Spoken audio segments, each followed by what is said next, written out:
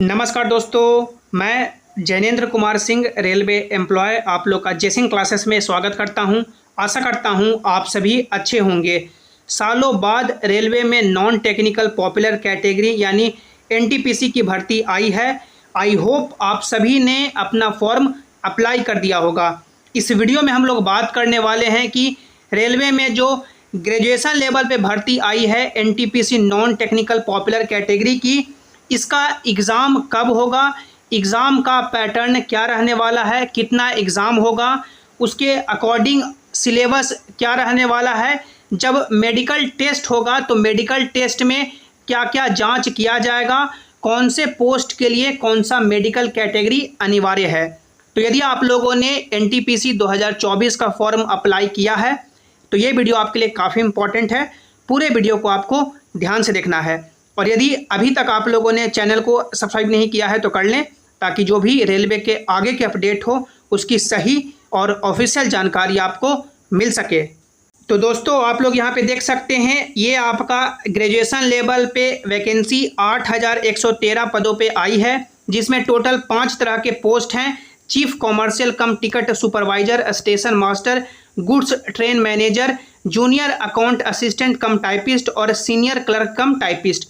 ये टोटल 5 तरह की भर्ती मिलाकर के total vacancy all over India में 8113 हो जाती है। अब इसके बाद हम लोग आगे बढ़ें और यहाँ पे मेडिकल स्टैंडर्ड की बात करें कि मेडिकल स्टैंडर्ड मांगा गया है हर पोस्ट के सामने। जैसे देख सकते हैं B2 बोला गया है, A2, C2। इसका मतलब क्या होता है तो आप लोग यहाँ पे मेडिकल स्टैंडर्ड का चार्ट देख सकते हैं कि कौन से कैंडिडेट को कौन सा मेडिकल कैटेगरी दिया जाएगा। रेलवे में जो मेनली आपका मेडिकल कैटेगरी डिपेंड करता है वो आपका आई टेस्ट पे ही डिपेंड करता है। यानी आपका आंख जैसा होगा उस बेसिस पे आपको मेडिकल स्टैंडर्ड दिया जाता है। बाकी जो मान सकते हैं सिंपली टेस्ट होता है, जैसे आपका यूरिन टेस्ट होता है या चेस्ट का एक्सरे होता है, वो सब आम बात होता है और इसमें रेलवे में कोई भी मेजर टेस्ट नहीं होता है। मेनली आपका आई टेस्ट ही होता है। जैसे A2 मेडिकल स्टैंडर्ड मिलने के लिए आप लोग फिजिकली फिट होने चाहिए ऑल रेस्पेक्ट से, यानी हाथ पैर से फिट हैं। उसके अलावा डिस्टेंट विजन यानी दूर की दृष्टि आपका 6/9 होना चाहिए बिना चश्मा लगाए हुए, और नज़दीक का आंख 0.6 होना चाहिए बिना चश्मा लगाए हुए। इसके अलावा आपको कलर विज़न का टेस्ट पास करना होगा, बाइनोकुलर विज़न का, नाइट विज़न का और मायोपिक विज़न का। A3 मेडिकल स्टैंडर्ड मिलने के लिए आपको फिजिकली फिट होना पड़ेगा सभी तरीके से, और जो आपका आंख है डिस्टेंट विजन 6/9 हो जाए चश्मा लगा करके 2 डायोप्टर तक प्लस माइनस का, और नज़दीक का जो आपका विजन है 0.6 हो जाए चश्मा लगा करके भी। यानी A3 मिलने के लिए यदि आपका चश्मा का पावर ±2 डायोप्टर तक है तो आपको A3 दिया जाएगा। इसके अलावा आपको colour vision, binocular vision, night vision और मायोपिक विज़न टेस्ट पास करना होगा। B2 मेडिकल स्टैंडर्ड होता है कि आप लोग फिजिकली फिट हैं सभी तरीके से, और यदि आपका आंख 6/9 या 6/12 हो गया और नज़दीक का आंख 0.6 होना चाहिए, चश्मा का पावर यहाँ पे जो लिमिट दिया जाता है वो ±4 डायोप्टर तक, यानी ±4 डायोप्टर तक आपका चश्मा लगता है तो आपको B2 मेडिकल स्टैंडर्ड दिया जाता है। यहाँ पे सिर्फ आपका यानी कि एक ही टेस्ट होता है फील्ड ऑफ विज़न यानी कि बाइनोकुलर विज़न, और आपको कोई भी यहाँ पे आई टेस्ट नहीं होता है। C2 मेडिकल स्टैंडर्ड होता है कि physically fit in all respect, और यदि आपका चश्मा का पावर कितना भी लगता है तो आप लोग यहाँ पे आपको C2 मेडिकल स्टैंडर्ड दिया जाएगा। यहाँ पे चश्मा का पावर का कोई लिमिट नहीं है और कोई भी यहाँ पे आई टेस्ट नहीं होता है। तो एनटीपीसी यानी कि नॉन टेक्निकल पॉपुलर कैटेगरी ही एक ऐसी वैकेंसी है जिसमें जिनका आंख कितना भी अच्छा हो उनके लिए पोस्ट है, और आंख कितना भी खराब हो, कितना भी बैड हो, उनके लिए भी पोस्ट यहाँ पे अवेलेबल है। तो सभी कैंडिडेट इसमें एलिजिबल हैं। किन्हीं का भी आंख कितना भी खराब हो, आपके लिए यहाँ पे पोस्ट है। इसके बाद हम लोग आगे बढ़ें और बात करें सबसे पहले कि आपका एग्ज़ाम कब होगा, उसके बाद हम लोग एग्ज़ाम पैटर्न देखेंगे। तो देखिए, RRB एनटीपीसी का जो आपका ये वैकेंसी आया है, इससे पहले रेलवे ने टोटल 5 तरह की वैकेंसी और रिलीज कर चुकी है। जैसे आपका ALP का वैकेंसी हो गया, टेक्नीशियन का वैकेंसी हो गया, उसके बाद रेलवे ने आरपीएफ का वैकेंसी रिलीज किया है, उसके बाद रेलवे ने पैरामेडिकल की वैकेंसी रिलीज की है और उसके बाद रेलवे ने जूनियर इंजीनियर की वैकेंसी रिलीज की है। यानी रेलवे टोटल 5 वैकेंसी एनटीपीसी के पहले रिलीज कर चुका है। तो आप लोग खुद सोचें कि जिस क्रम में रेलवे ने वैकेंसी रिलीज किया है उसी क्रम में यदि रेलवे एग्ज़ाम लेती है तो एनटीपीसी का एग्ज़ाम है जो जूनियर इंजीनियर के एग्ज़ाम के बाद होगा। ऐसा तो हो नहीं सकता है कि एएलपी का वैकेंसी सबसे पहले आया है, एएलपी का एग्ज़ाम ना लेकर के डायरेक्ट एनटीपीसी का एग्ज़ाम ले लेगी। फिर वो लोग प्रोटेस्ट कर देंगे कि हमारा वैकेंसी सबसे पहले आया है, एएलपी का एग्ज़ाम हुआ नहीं, एनटीपीसी का डायरेक्ट एग्ज़ाम हो गया। तो इसी क्रम में यदि एग्ज़ाम होता है तो एनटीपीसी को एग्ज़ाम अभी कराने में, एनटीपीसी का एग्ज़ाम होने में लगभग 7 से 8 महीने का समय लगेगा। यानी एनटीपीसी का जो आपका एग्ज़ाम हो सकता है वो आपका 2025 में अगस्त के आसपास आपका एनटीपीसी का एग्ज़ाम होने की संभावना है। आपके पास प्रॉपर समय है, आप लोग अपनी तैयारी में अच्छे से लगे रहें।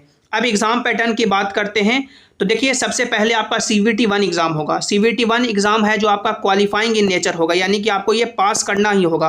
पास करेंगे तभी आप लोग अगले राउंड में पहुंचेंगे, नहीं तो आप लोग यहीं से बाहर हो जाएंगे। CVT 1 जो आपका एग्ज़ाम होगा, टोटल आपको 90 मिनट यानी 1.5 घंटे का समय दिया जाएगा। जनरल अवेयरनेस से 40 सवाल पूछे जाएंगे, मैथमेटिक्स से 30 सवाल, रीजनिंग से 30 सवाल, टोटल क्वेश्चन 100 हो गया।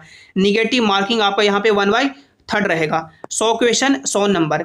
जिस भी बोर्ड से आप लोग फॉर्म अप्लाई किए हैं उसका अलग अलग कट ऑफ आएगा, जनरल का, ओबीसी का, SC ST का, EWS का, उसका कट ऑफ पार करेंगे तो आप लोग अगले राउंड CVT 2 में पहुंचेंगे। अब CVT 1 में जो सवाल पूछे जाएंगे, मैथमेटिक्स का सिलेबस देख सकते हैं, रीजनिंग का सिलेबस देख सकते हैं और ये आपका जनरल अवेयरनेस का सिलेबस देख सकते हैं।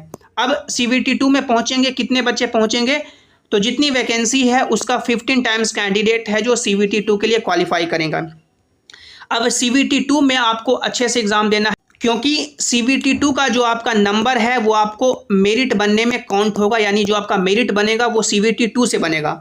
CVT 1 में यदि 100 नंबर में से 100 नंबर भी ले आते हैं तो कोई फ़ायदा नहीं है, सिर्फ आपको यहाँ पे जो कट ऑफ आएगा उसको पार करना होगा। नंबर आपको सबसे ज़्यादा CVT 2 में लाना होगा, जिसमें देख सकते हैं CVT 2 में भी आपको 90 मिनट का समय दिया जाएगा।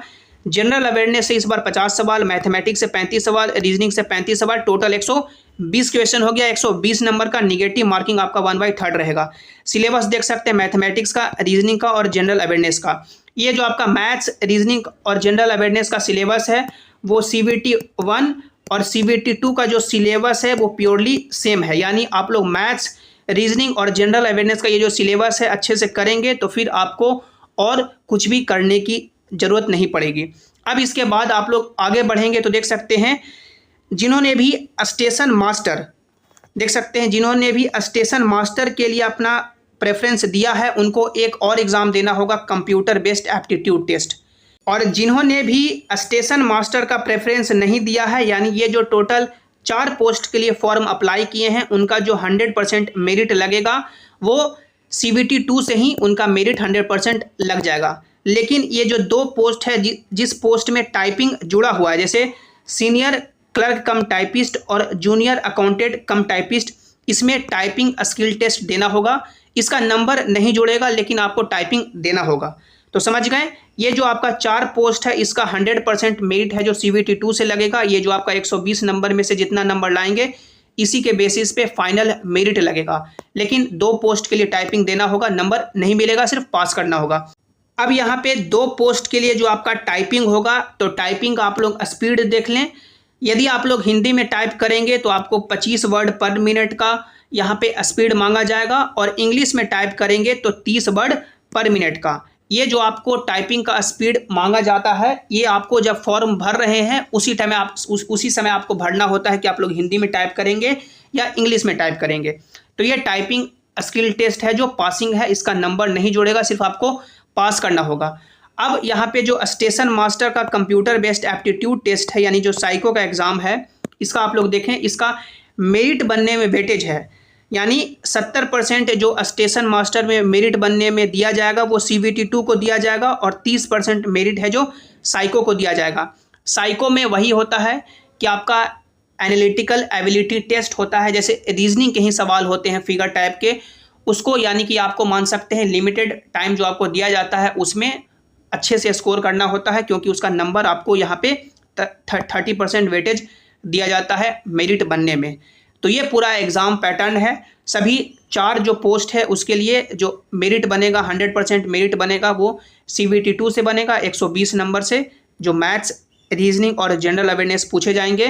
2 पोस्ट के लिए टाइपिंग है, टाइपिंग क्वालिफाइंग है, टाइपिंग आपको पास करना होगा। और स्टेशन मास्टर के लिए एक और एग्ज़ाम साइको का एग्ज़ाम होगा।